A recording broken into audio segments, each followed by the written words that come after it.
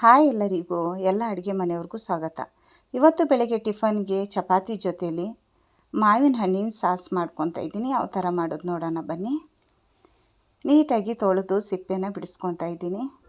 ನಾವು ಮಾವಿನ ಹಣ್ಣಿನ ಜ್ಯೂಸ್ ಮಾಡುವಾಗ ಬಿಡಿಸ್ಕೊತೀವಲ್ಲ, ಅದೇ ಥರ ಬಿಡಿಸ್ಕೊಂಡ್ರೆ ಸಾಕು. ನೋಡಿ, ಈ ಥರ ಕಟ್ ಮಾಡ್ಕೋಬೇಕಾಗುತ್ತೆ. ಮಾವಿನಕಾಯಿನ ಕಟ್ ಮಾಡ್ಕೊಂಡು ನಾನು ಮಿಕ್ಸಿ ಜಾರಿಗೆ ಸೇರಿಸ್ಕೊತೀನಿ. ಇವಾಗ ಇದು ಸ್ವೀಟ್ ಮಾಡ್ತಿರೋದ್ರಿಂದ ನಾವು ಸ್ವಲ್ಪ ಏಲಕ್ಕಿ ಮತ್ತು ಸಕ್ಕರೆ ಕೂಡ ಸೇರಿಸ್ಕೋಬೇಕಾಗುತ್ತೆ. ಮತ್ತು ಹಾಲಾಗಲಿ ನೀರಾಗಲಿ ಯಾವುದೂ ಬೇಕಾಗಿಲ್ಲ ಇದಕ್ಕೆ. ಹಾಗೆಯೇ ಗಟ್ಟಿಗೆ ನಾವು ಇದನ್ನು ರುಬ್ಕೋಬೇಕು.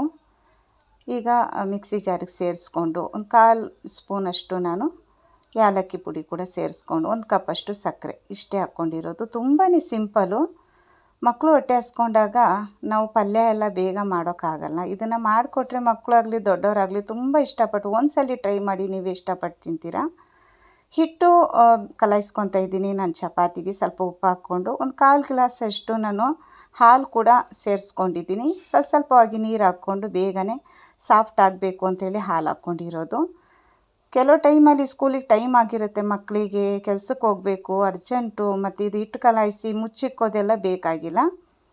ಬೇಗನೆ ಸಾಫ್ಟ್ ಆಗಬೇಕು ಹಿಟ್ಟು, ಬೇಗ ಚಪಾತಿ ಆಗಬೇಕು ಅಂದರೆ ಒಂದು 2-3 ಟೇಬಲ್ ಸ್ಪೂನಷ್ಟು ನೀವು ಹಸಿ ಹಾಲಾಗಲಿ ಇಲ್ಲ ಕಾಯಿಸಿರೋ ಹಾಲಾಗಲಿ ನೀವು ಸೇರಿಸ್ಕೊಂಡ್ರೆ ಹಿಟ್ಟು ಕಲಾಯಿಸ್ತಿದ್ದಂಗೆ ರೆಡಿ ಆಗೋಗುತ್ತೆ.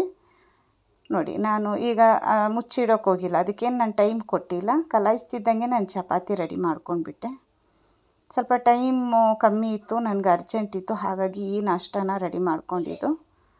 ನೋಡಿ, ಸಖತ್ತಾಗಿತ್ತು. ನನಗಂತೂ ಮನೇಲಿ ಎಲ್ಲರೂ ಇಷ್ಟಪಟ್ಟು ತಿಂದರು.